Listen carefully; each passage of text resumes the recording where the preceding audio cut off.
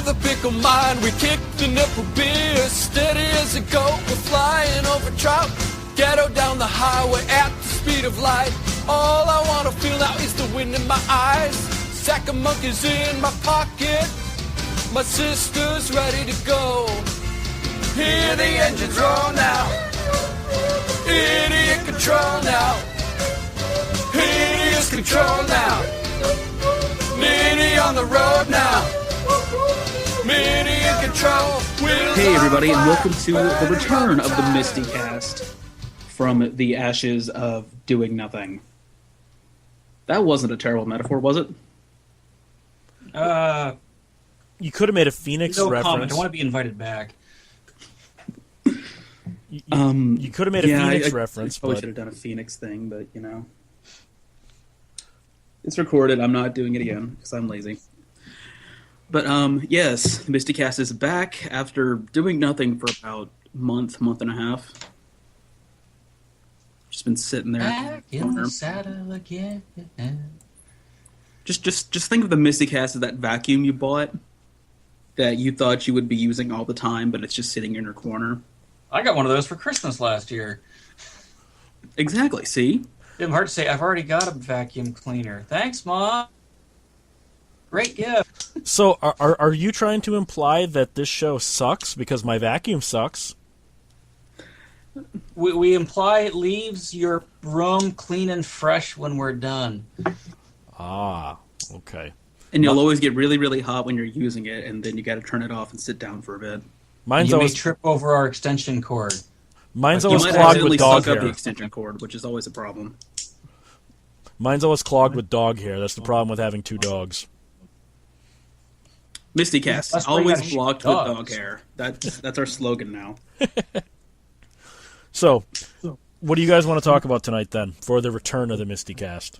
I really should introduce you two first, because they're probably not going to recognize your voices from the last time you were here, because, you know, I personally can't tell one voice from another.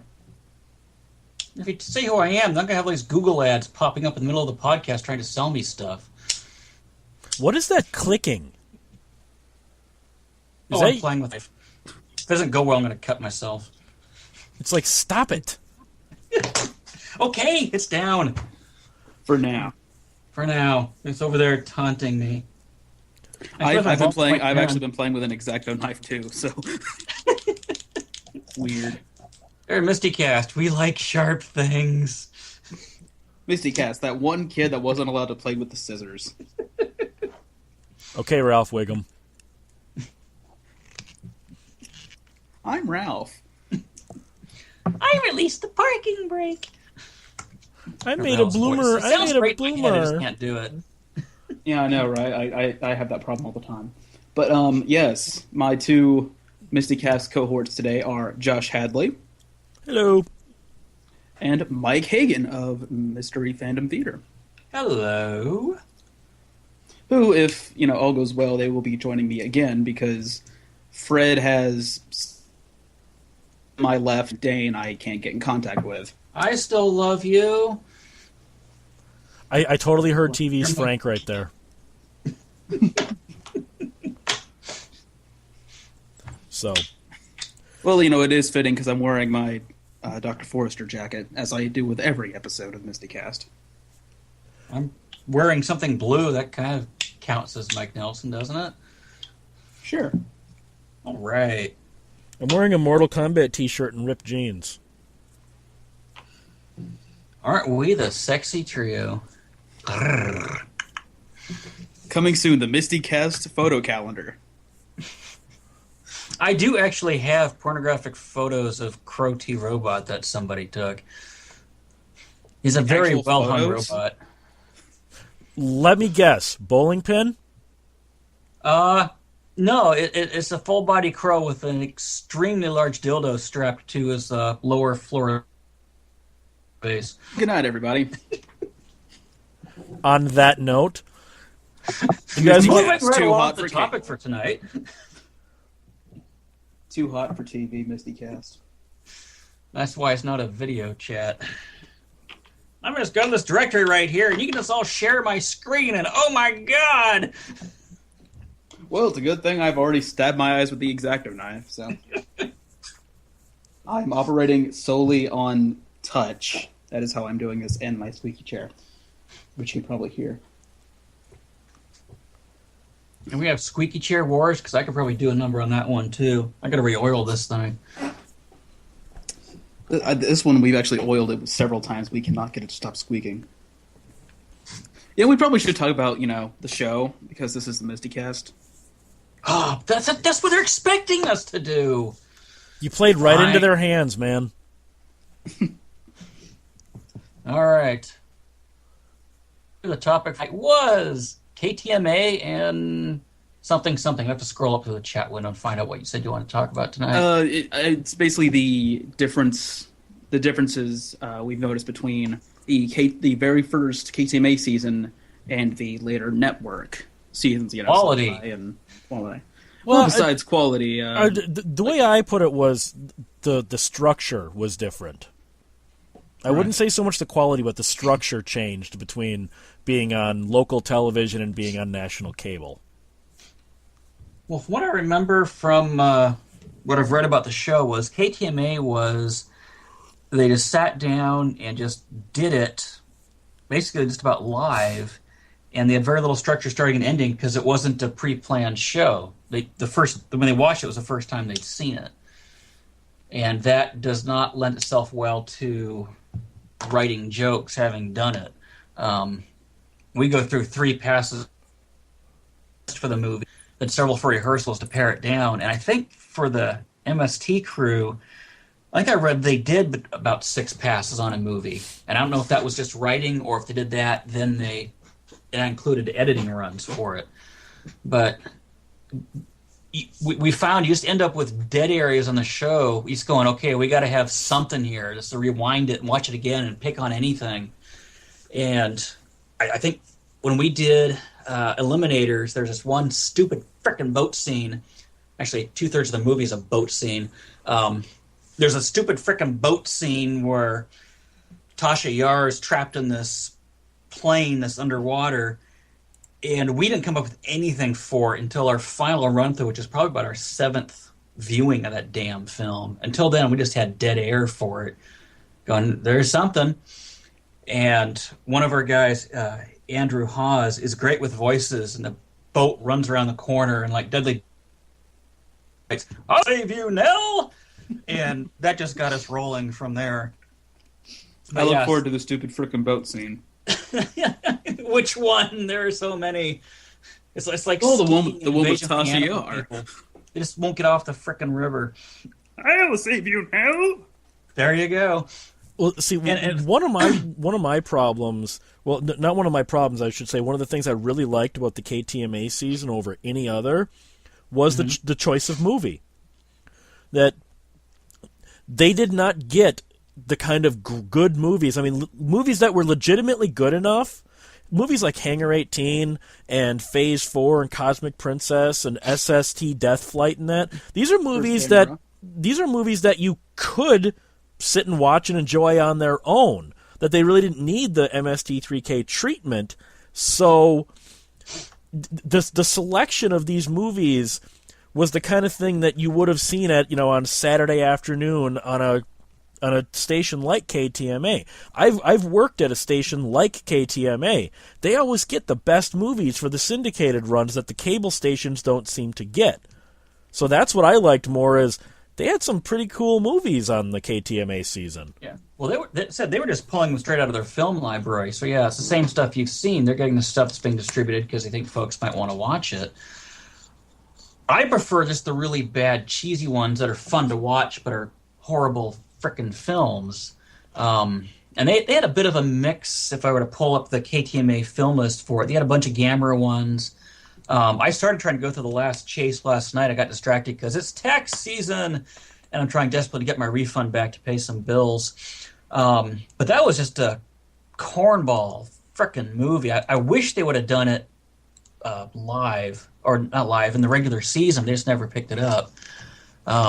We'll see. One of the problems I have with them picking on, like you said, the movies that are just absolutely god-awful are it's too obvious of a target. It's like picking on the retarded kid in class or the kid that has the yellow rusty zipper. It's too easy of a target. When you take a legitimately good movie or a legitimately intelligent movie like Phase 4, you've got to work to find humor in that because it's a good movie on its own. You're not picking on the retarded redheaded stepchild.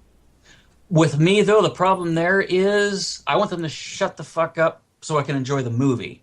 So I don't like the riff tracks we've done movies that I've liked, like riff tracks of Alien and such. I like that movie. I don't like the commentary laid on top of it.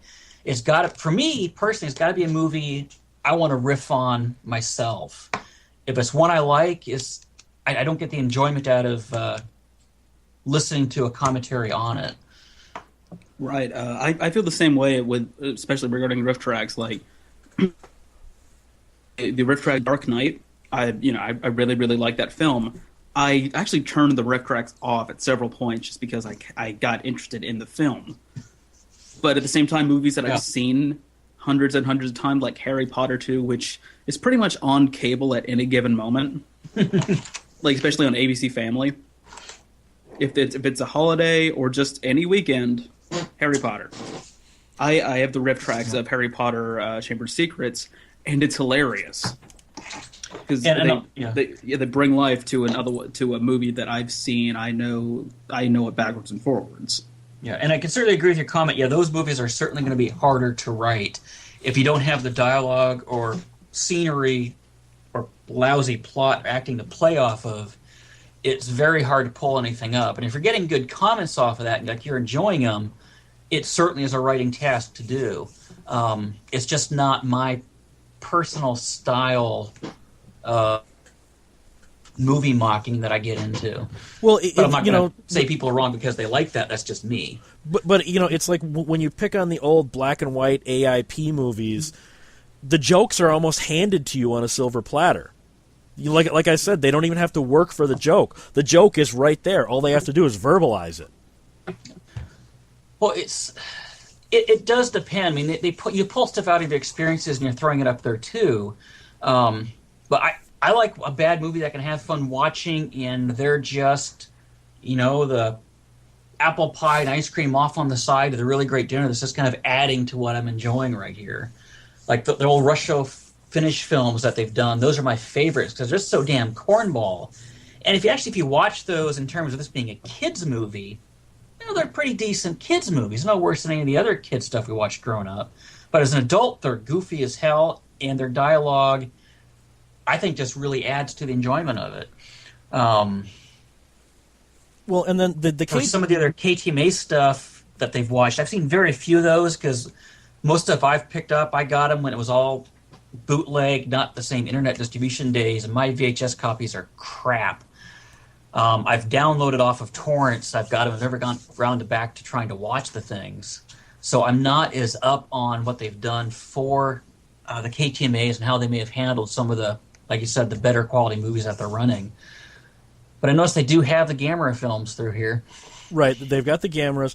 But the other thing is that they sort of give you something new in the fact of, in the KTMA ones, especially if you go back today and watch them. Mm-hmm. Phase 4, Cosmic Princess, Humanoid Woman, SST Death Flight, Mighty Jack, Superdome, City on Fire, Time of the Apes, The Million Eyes of Suramormu, Hangar 18, The Last Chase, and Legend of the Dinosaur. To my knowledge, not one of those is available on DVD. So they're giving you a movie that you probably have not seen 100 times. Because these things do not play cable anymore. Whereas like The Crawling Eye, Robot vs. the Aztec Mummy, Side Hackers, the Godzilla flicks, Cave Dwellers, Pod People, you see those on video constantly. So the KTMAs were much rarer, weirder movies that you're most likely not going to know what's going to come up next. So the jokes aren't telegraphed. Mm-hmm. If that makes any sense. Yes, it does. It does. Makes perfect sense.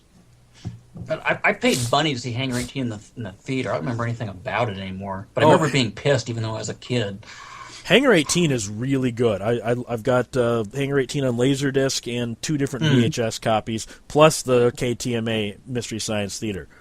Hangar 18 is a good flick on its own, and they do make a lot of really funny riffs at the movie at parts that, well, you wouldn't normally think, oh, this is something that needs to be made fun of, but like the one astronaut that dies in the beginning is the black guy.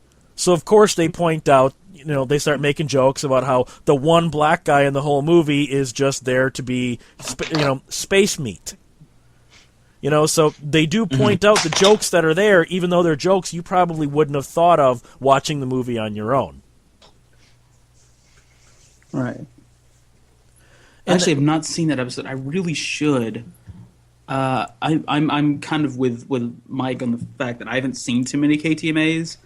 I've seen a couple. I watched Cosmic Princess today.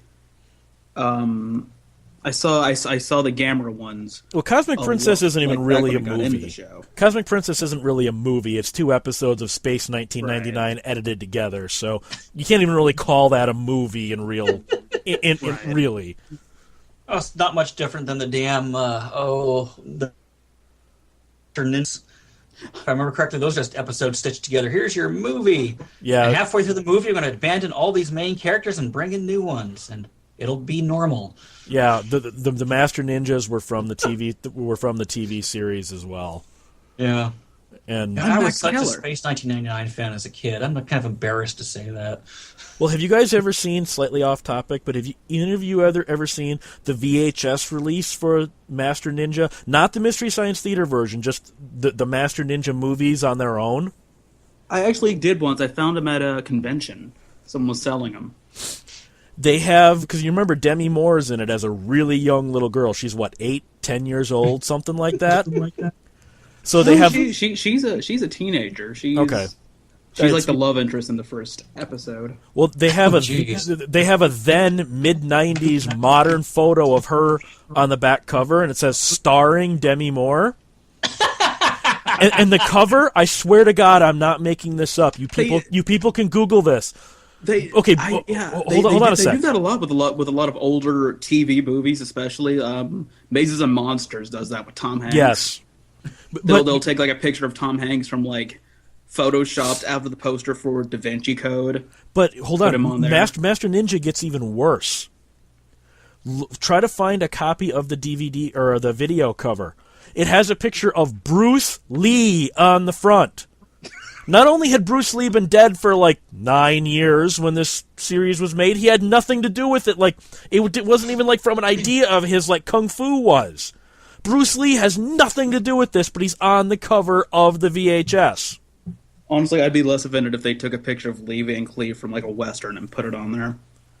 Yeah, and I pulled up The Master, 1984, on IMDb. It's Demi Moore and Lee Van Cleef. Master episodes once.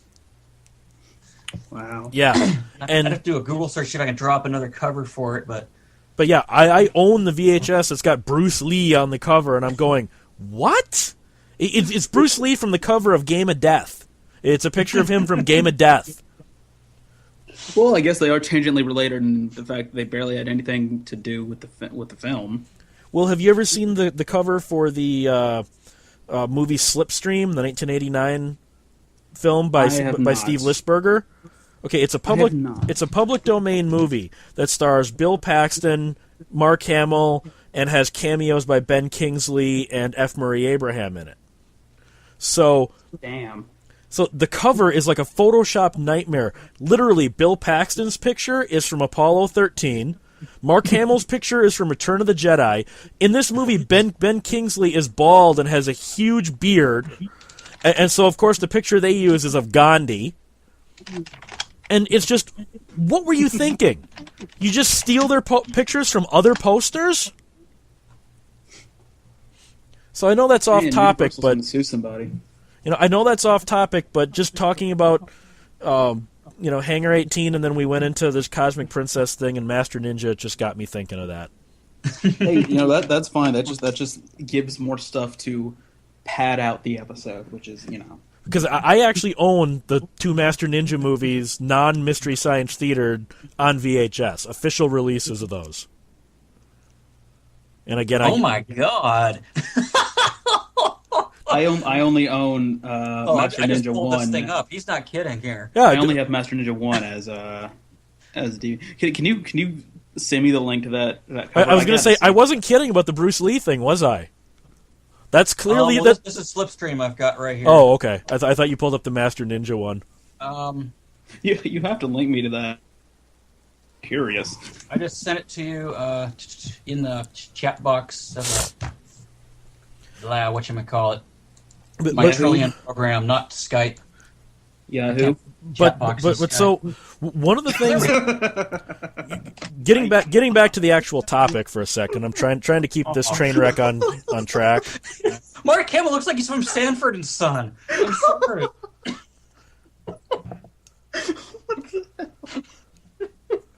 But I've never used Photoshop in my life, and I'm pretty sure I can make a better cover than that.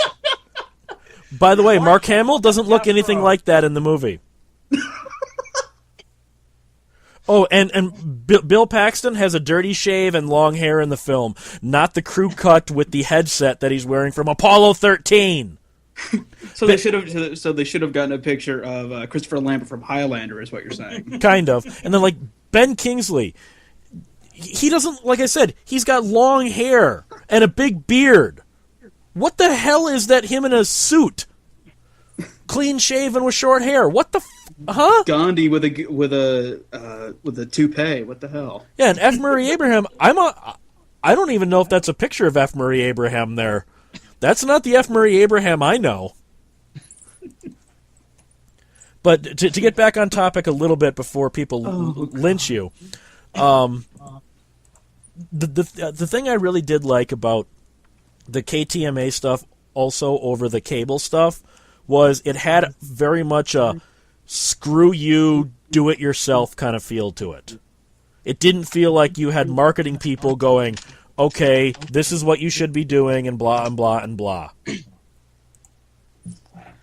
Yeah, but something else I've always noticed about MST, regardless of, what network they're on, they're pretty much left alone. They're pretty much left to their own device, which is, from what I can tell, not from what I've heard about their Sci-Fi Channel years. Well, for the Sci-Fi Channel years, I heard that Sci-Fi was up their ass constantly. Yeah. To kind of story arc and such. Well, and the kind of movies they could use. Even though the Sci-Fi Channel had a huge library being owned by Universal, they had this giant movie library, but Sci-Fi said they have to fall into our very narrow definition of what is considered sci-fi.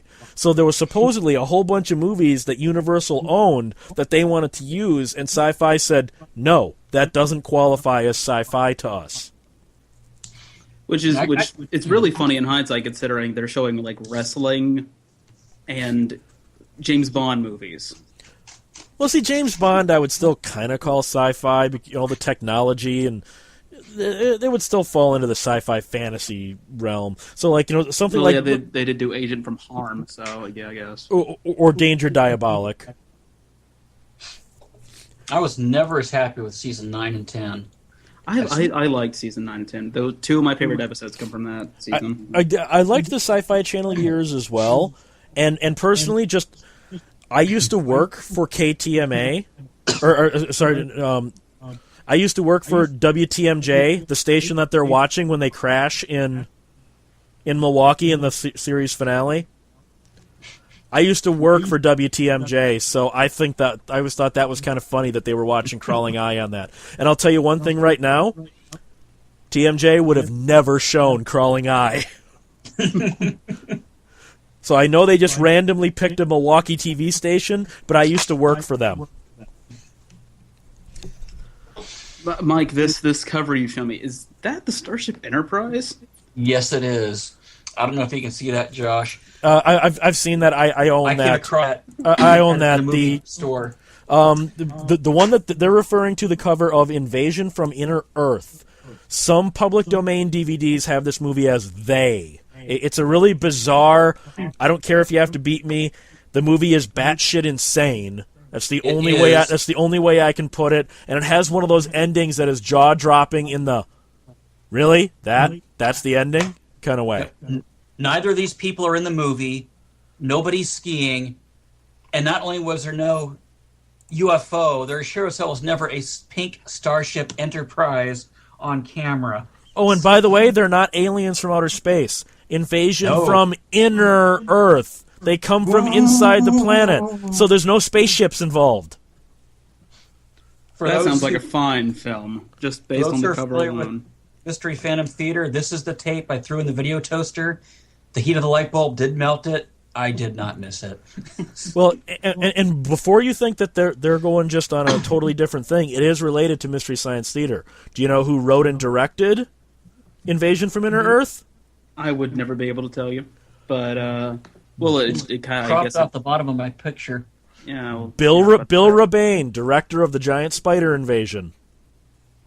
The Giant Spider Invasion was Citizen Kane compared to this movie. I love the Giant Spider Invasion. That's probably my favorite Mystery Science Theater episode, partially because I'm from Wisconsin, so they have all the Wisconsin jokes in there. But they get so many great riffs in that one. Now, I'm getting their spider movies mixed up, but that's the one where they had the VW Bug dressed up as a spider? Yep. Okay, yeah, that was a fun film. Back in the 90s, or maybe it was the early 2000s, the director of that movie, Bill Rebane, actually ran for governor of Wisconsin. How awesome would that have been? They should have used the Packers woo thing for a political ad. Actually, he really is not happy with the Mystery Science Theater people at all over that. Of course. No, not so much for what they did. He can't seem to get it through his head of what buying the rights means. He is currently suing Best Brains because he says that they plagiarized his film and that he is suing them for copyright infringement, despite the fact that they legally licensed the movie via Universal, and he doesn't seem to get it through his head that he was paid for that. So he's suing them because he claims they're continuing to make money off of his film. Oh, they're making more money off the film than he made with that film. I'd be mad, but actually, the DVD that Fred Olin Ray put out from that movie is really rare and goes for a lot of money on eBay. Wow! Because he sued Fred Olin Ray too, claiming that Fred Olin Ray lied to him and was cheating him. So they had to pull that DVD. So the first DVD release of Giant Spider is worth a lot of money if you can find one. Wow. To the Goodwill. By the way, I'm getting an echo from somebody. Mike, is that you? I'm hearing everybody fine, although occasionally Josh Hadley will drop for half a second. I'm on a headset. Merrily along. I have a feeling I'm getting you from somebody's speakers. Echo. Pigs in space. Right. Yeah, I hear an echo. Yeah, I was hearing it too whenever I'm talking, but I'm not getting. I'm blaming one of you guys. Well, naturally, I can't be blamed because I'm wearing headphones, so clearly it's Mike. I'm off a webcam, and I do have speakers, so it might be me. It's Mike. Aw. Sorry, but you kind of have to die now. Oh, if I'm going to die, could I make Larry the Cable Guy reference? I'll allow it. Oh, no, I can't think of one. Gosh, were you growling? Yes, I was. Like, yes. Did someone let a bear into the recording room? Yes, I was growling. But, you also have, when you go from the KTMA season to the first Comedy Central season, in a weird way, I think the bigger budget hurt the show. Because how do you figure? Well, like, I've worked on low-budget movies before. I've done my own no-budget TV show. It forces creativity. When you have a network backing you and they're writing the checks, you don't get creative. You pay someone else to get creative for you. And that's the problem. Like, you started to see, not in the first Comedy Central season, but definitely by the time they got to the Sci-Fi era, you got to the point where they had whole writers' rooms, and the spontaneity was gone because they could afford to not be spontaneous anymore. They could afford to think everything out to the point of, 5 episodes from now we'll have this, and some people might say that's a good thing. I say I really like for Mystery Science Theater to have that off-the-cuff, it feels unrehearsed feel. Right. I was looking at the KTMA guide on MST3K info, and one of the notes was, this is the first time Servo's head fell off, and in later seasons they'd probably cut that out. And yeah, there's something I noticed in like the later, especially the sci-fi era seasons, you didn't see Servo's head fall off like accidentally, like that often. They would cut it out. Well, and things like Bobo and Brain Guy, they would have never attempted characters like that in the early years, and I don't care if I'm about to incur some wrath, but those characters were awful and got way, way too much screen time back then. See, I liked them, so, Yeah. I got to the point by the sci-fi... The way the storyline went in the later seasons, I just didn't like the movies that they were doing. See, I was the exact opposite. I fast-forwarded through all the host segments because they were unbearable to me, but I watched all the riffing segments in the sci-fi years. You're not going to like our next 2 episodes. We bring in Pearl, Bobo, and Brain Guy. No! Sorry. The Echo makes that... Can I just say the Echo makes that great? No! It's still better than Darth Vader's. We did the best we could on the budget that we had to try and do an ape character, and it's not easy when you don't have anybody with special effects experience like that. Well, see, by Josh's logic, it should be better because you don't have because it has to feel unrehearsed. You don't have the resources to. All right. I love it when you see the guy's neck underneath the mask because his shirt pulls down too far. See, I've worked on, like I said, I've worked on low-budget productions. I've worked on high-budget productions. You get a much more creative feeling when you don't have the money to fall back on. When you know you've got to get everything in 1 or 2 takes, you can't do a 10th take. It forces you to be better at your job. To an extent. I understand what you're saying. I do this show, Masterpiece Fanfic Theater, where I read fan fiction. I have a Mike and Joel / episode coming up very soon. It's gonna be great. I'm sorry.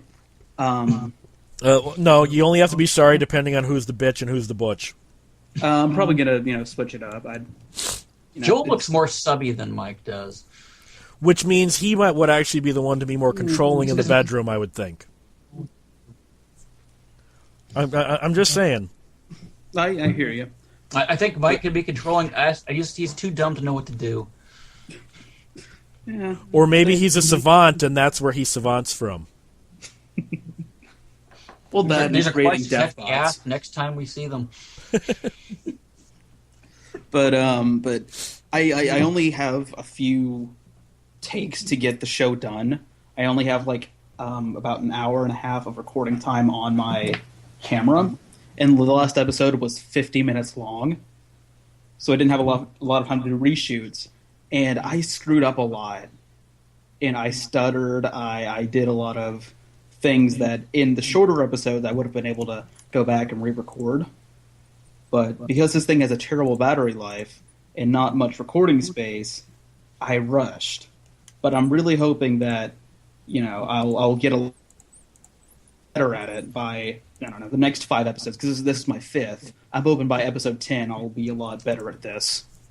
And I'll, be able to streamline the process, because this took me all month to edit. It sucked. So that's my little spiel on doing an internet show for zero budget.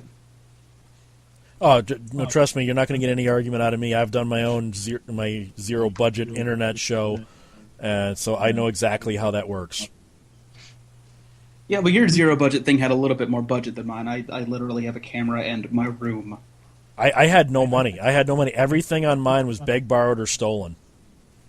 Well, you have people to beg and borrow and steal from. That's true, but I wouldn't call that budget. I can't steal from my AV department anymore. I know. I used to work at a TV station, so I had access to equipment that I don't have now. I don't even know camera. I don't even have a camera. I'm literally just squatting in this house right now. I don't actually live here. I'm not actually alive. I'm not actually breathing. So there, I one up all of you. Luxury. We weren't living when I was a child. When I was a child, you had to breathe. When I was a child, you had to breathe in and out. Didn't matter if the air was cold or even breathable. You still breathed it in. Back in my era. Sorry. Back in my day, we used to dream about being able to breathe in. Oh yeah, well, back in my day, we used to have fantasies about dreaming. Yeah. I need to get you guys on the show together more often. I just got the four Yorkshiremen going through my head now. I missed that. What? The four Yorkshiremen. It's an old Python character, other British comedian skit. You get these four guys just reminiscing about old times, each outdo the other with how bad their childhood was. We used to dream about living in a house. We lived in a ditch on the side of the road covered by a strip of cardboard. Oh, you were lucky. We didn't even have a ditch. We had to live out in the middle of the road, dodging traffic all through the night. Oh, yeah? Well, my mom was once kicking a can down the street, and somebody asked her what she was doing, and she said, moving.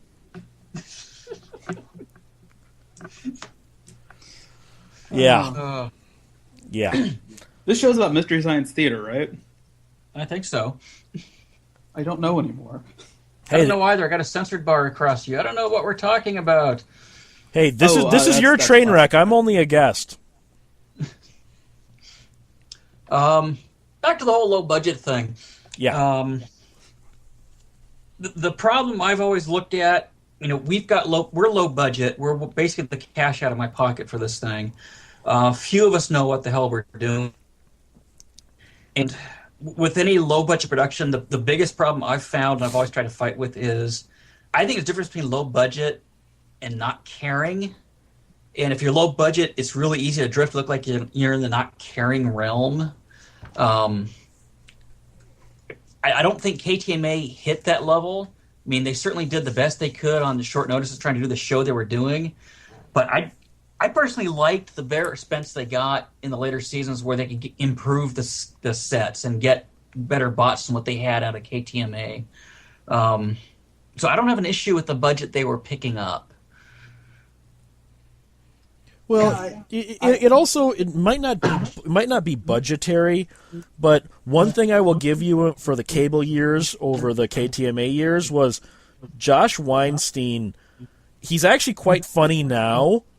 Back then, not so much. Yeah. Well,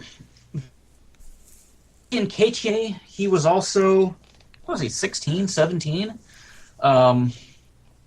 And I know from, no offense to Toby, he's a young'un in our little group right here. I have no idea how old Josh is, or I'd make fun of him too. 37. What I found as a teen and what I've noticed with younger crowds is humor can be a bit more simplistic. And that may have been he needed to mature out and try to better develop and vocalize his humor versus how he was at a younger age. It may have just been he matured on up and his wittiness was able to develop more than versus when he was 16, 17 years old. He could become more of a character. You said become. Yes. Fire. Yeah. Well, and then the other really hard part about going back and watching the KTMA episodes is how all the voices are different. Yes. That's the part is that Crow shouldn't sound like that. Tom shouldn't sound like that. Even Joel sounds even more stoned than normal.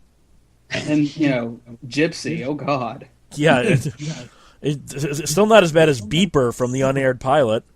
I'd almost rather have Beeper than KTMA Gypsy. That one is really annoying. Mushmouth from Fat Albert. I've seen fan productions where the characters or voices are about that bad. Yeah, I've seen the Highlander 2 and Star Trek 5 fan episodes. Okay, I really do appreciate that fans like this show as much as they do, but guys, you're not nearly as funny as Joel and all them were. It comes from rehearsal and practice for stuff like that. I've met Ryan K. Johnson. He's popped up at Baycon out here before, and they've got little impromptu film things over the multi-day convention weekend. Friday, everyone meets in the room and you discuss ideas for a film. They write it that night. Saturday, they shoot it. Sunday, they have the premiere. And they've come up with some good stuff. They've come up with some wonderfully crappy stuff. But it's an interesting convention activity for sci-fi fans. You want to make a movie? We're going to get it done. You got 24 hours. Here's a Walmart gift card. Here's a Walmart gift card. That's your budget. I used to have a bunch of fan films. I was collecting them from other people that were doing stuff. Some was MST style. Some was their own character. Worked. Some was horrible. One person couldn't afford green screen, so he had puppets in front of the TV screen, and he filmed that.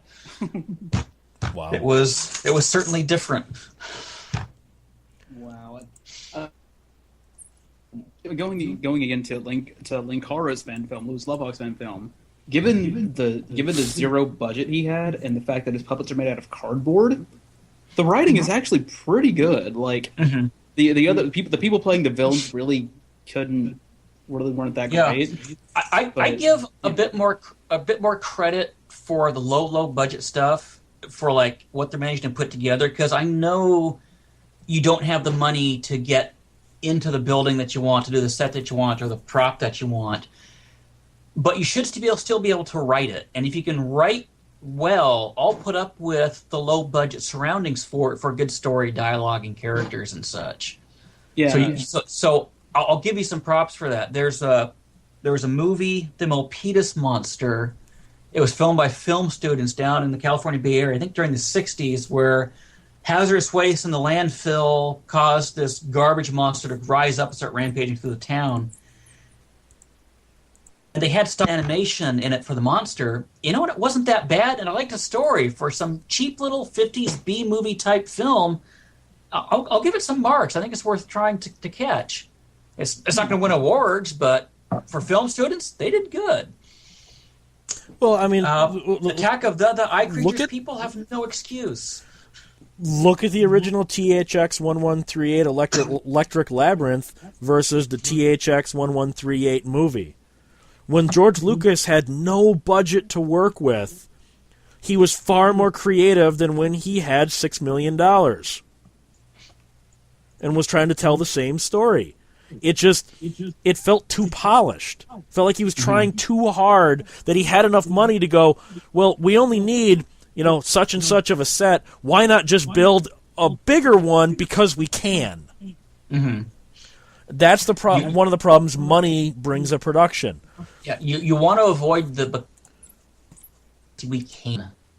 I call it the Lucas way.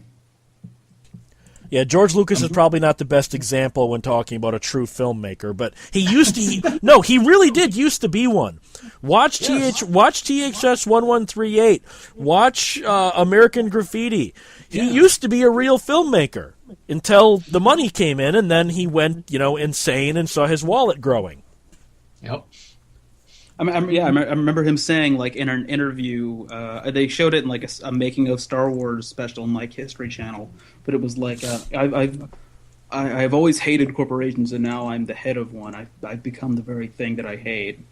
And it's like, all the while looking like Jabba the Hutt. Yeah, it felt like one of those rare moments where he's like, wow, what happened? And then he goes on to make doing what he's doing. And right after that, he makes the prequels. So, why should we put these Death Star planes in here when they have no reason being here? as we can. And then I had a Jar Jar. Why should Chewie know Yoda? Of those films. Why should Chewie know Yoda? Because that way we can put Chewie in the film? Oh, why did that. does R2-D2 not get wiped, but C-3PO does? Oh, and so Darth Vader personally builds C-3PO and doesn't seem to remember him, and then Obi-Wan specifically says he was trained in the ways of the Force by Master Yoda. Then who in the hell is Qui-Gon Jinn? And don't get me started. Don't get me started. Yes. Why does Obi-Wan look so old when it's only been like less than 20 years? The timeline doesn't work too well. Though I suppose living in the desert with no women will kind of do that to you. I've heard fan theories that it's because he's connected to the Force and it drains his life force or something like that.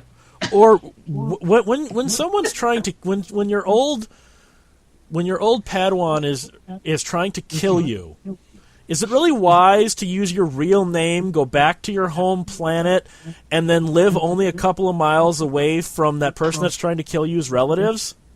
Is that the best way to hide?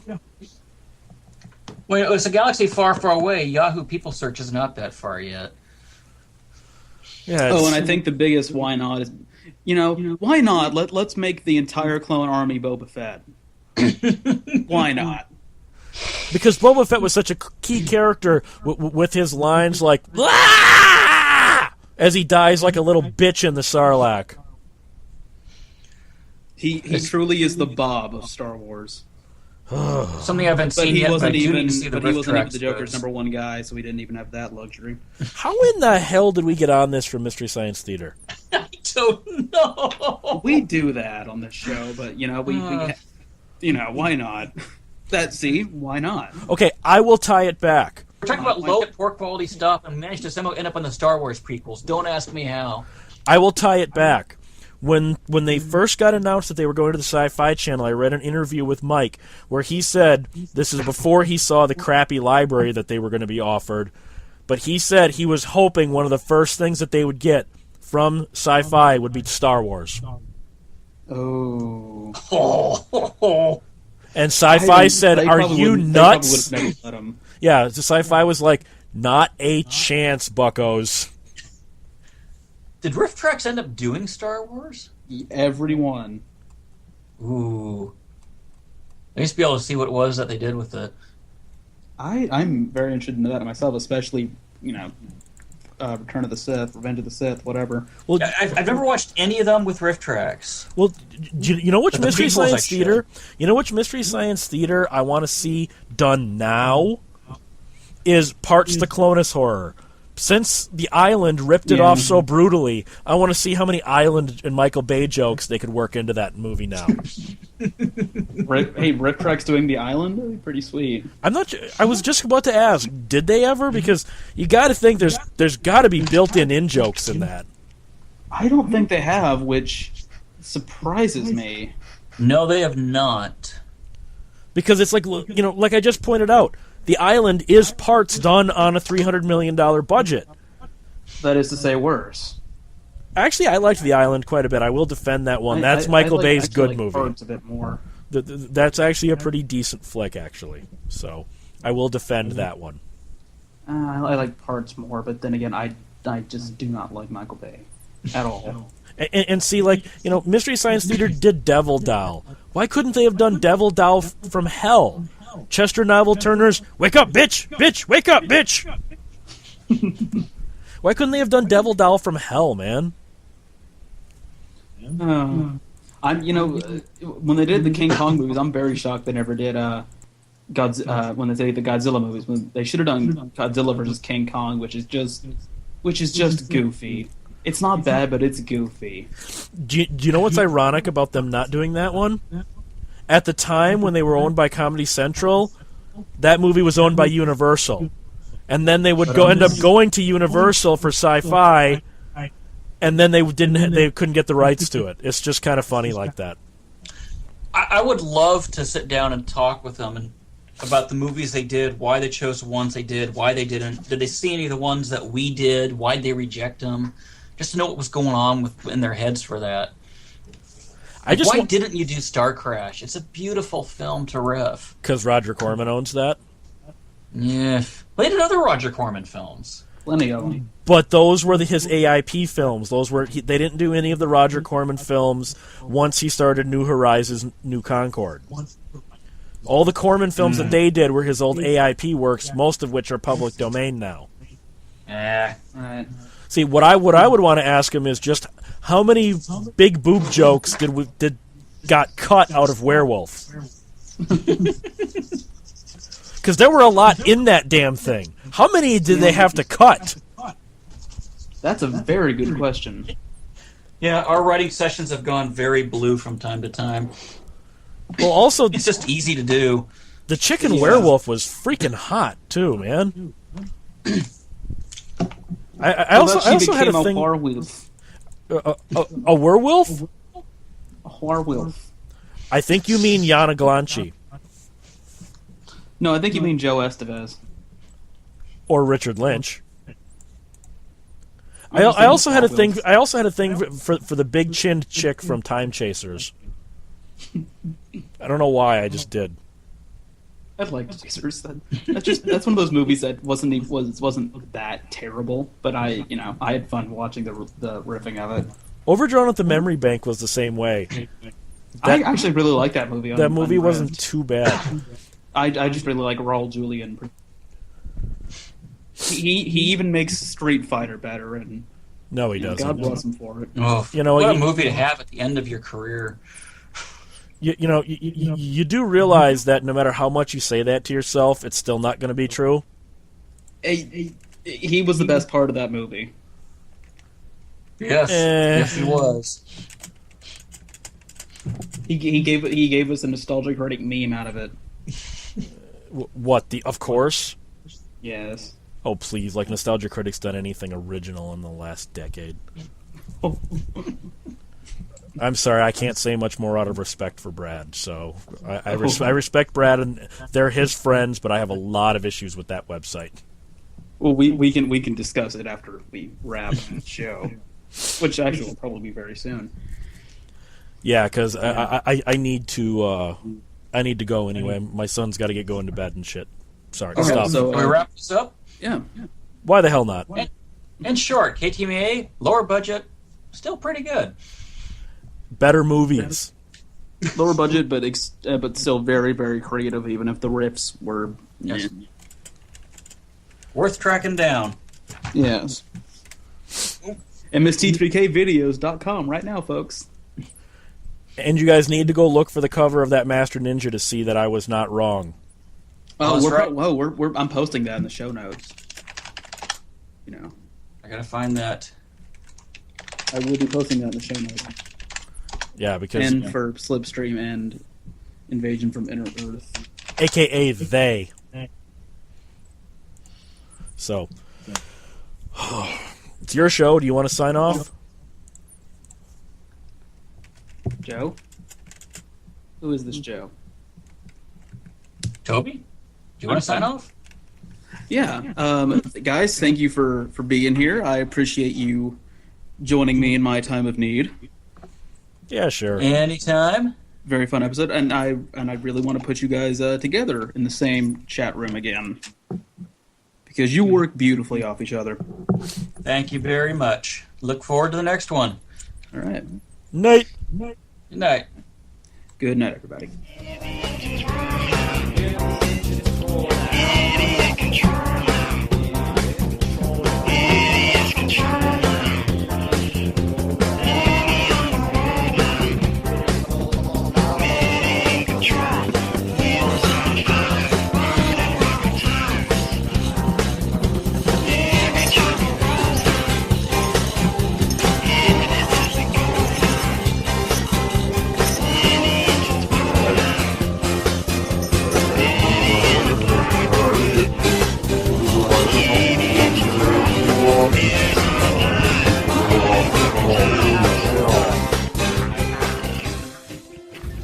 It stinks.